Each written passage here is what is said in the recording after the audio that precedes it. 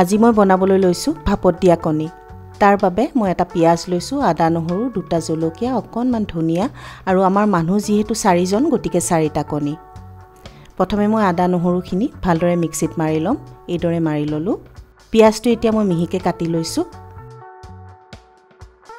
আলু আপোনালোকে ইচ্ছা কৰিলে দিবও পাৰে আৰু নিদিলেও কোনো কথা নাই মই যেহেতু আলু ভাল পাওঁ সেইকাৰণে এইদৰে আলুটো মিহিকে কাটি লৈ কণীকিটাত এইদৰে খাস কাটি লৈছো যাতে মছলাটো ভালকে সোমাই যায় গুটেকিটা কণী এইদৰে কাটি ললো এতিয়া এটা টিফিন বাটিত কণীকিটা দি তাৰ ওপৰত মই আদা নহৰু পেষ্টখিনি এইদৰে দি দিছো জিতু বাটিত মই আদা নহৰু পেষ্ট লৈছিলো হেতুতে এক বাটি পানী লৈ এতিয়া মই ইয়াতে দি দিছো এতিয়া মই কণীকিটাৰ ওপৰত আলু আৰু পিয়াজখিনি এইদৰে দি দিম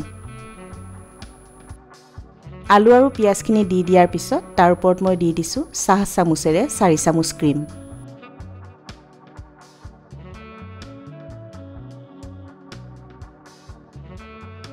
আধা চামুচ কেঁচা মিঠাতেল দি দিলো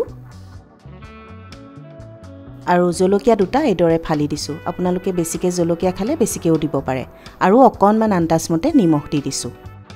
টিফিনটোৰ ঢাকনখন বন্ধ কৰি প্ৰেছাৰ কুকাৰ এটাত এইদৰে ষ্টেণ্ডাল বহুৱাই 3 গ্লাস পানী দি দিছো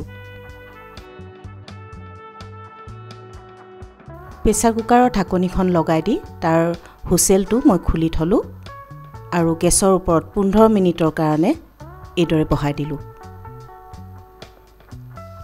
প্ৰেছাৰ কুকাৰটোৰ এইখিনি হয় মানে মই ধনিয়াখিনি কাটি ললো 15 মিনিট হৈ যোৱাৰ পিছত মই জুইৰ পৰা প্ৰেছাৰ কুকাৰটো নমাই থলো আৰু এইটো ঠাণ্ডা হোৱাত ঢাকনখন খুলি টিফিনটো উলিয়াই আনিলো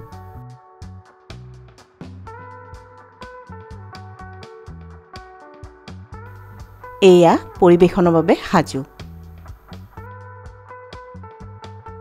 এতিয়া মই ইয়াত অকনমান কেঁচা ধনিয়া ছটিয়াই দিছো আপোনালোকে ইচ্ছা কৰিলে দিবও পাৰে আৰু নিদিবও পাৰে